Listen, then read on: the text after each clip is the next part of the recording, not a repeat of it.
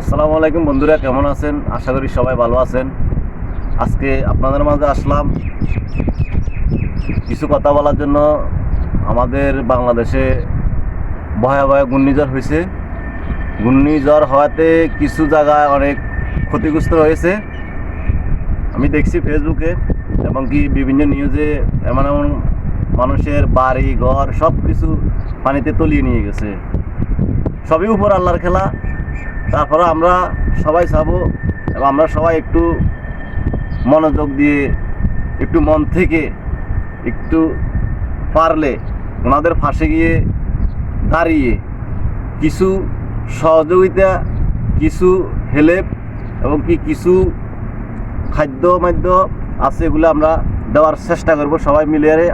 আমরা তো প্রবাসী আছি, দূর প্রবাসী। আমরা প্রবাসের থেকে আমরা যতটুকু আমাদের মাঝে আছে আমরা ততটুকু চেষ্টা করব। এবং কি দেশে যারা আছেন এবং দেশে আমি জানি আমাদের দেশে বড় বড় অনেক পয়সাওয়ালা মানুষগুলো আছে, ওনারা যদি দৃষ্টি আকর্ষণ করি, ওনাদেরকে যদি পাশে দাঁড়ায়, যে অসহায় মানুষগুলোর পাশে যদি দাঁড়ায়, অনেক ভালো হবে, অনেক উপকৃত হবে। দেখেন আল্লাহ কখন কাকে কি করে ফেলায় এটা বলাটা অনেক বড় কঠিন। আল্লাহ কার জীবনে কি রাখছে না রাখছে এটা সবই একমাত্র উপর আল্লাহ ছাড়া কেউ জানে না। কিন্তু আমিও জানি না, আপনিও জানেন না আপনার জীবনে আমার জীবনে কি ঘটনা ঘটতে পারে, একমাত্র উপর আল্লাহই জানে।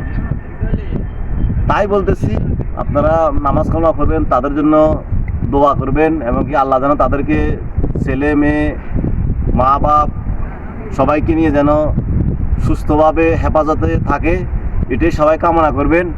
আর পারলে কিছুটা সহযোগিতা করবেন, তাদের পাশে দাঁড়ানোর জন্য কিছু চেষ্টা করবেন।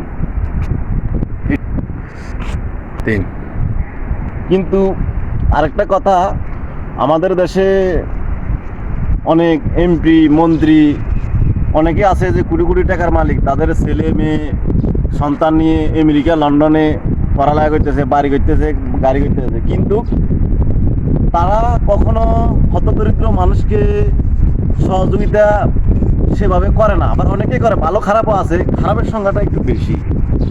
তো আমি জানি কেউ মার্সিডিজে চলতেছে, কেউ বিএমডাব্লিউ চলতেছে, যাই দেখেন এমপি মন্ত্রী ওরা কিন্তু ওনাদের কোনো খোঁজ খবর নিতেছে। ওনাদের তো আর কারণ নাই এদের খোঁজ খবর নেওয়ার। কেন?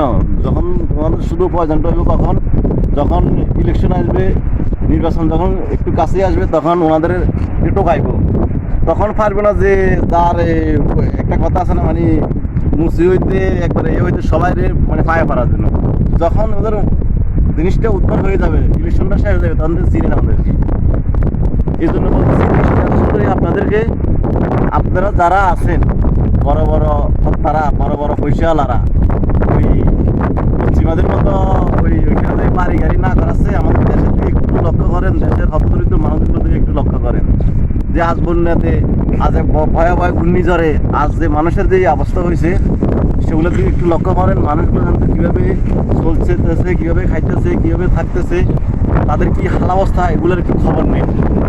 আমরা দেখছি আরও বিগত বছর 7-8 মানুষগুলো যে অবস্থা হয়েছে দেখছি, এটা আমি অনেক সাধুবাদ জানাই অনেককে। তারা অনেকে সহযোগিতা করছে, অনেকে অনেক কিছু করছে দেখছি।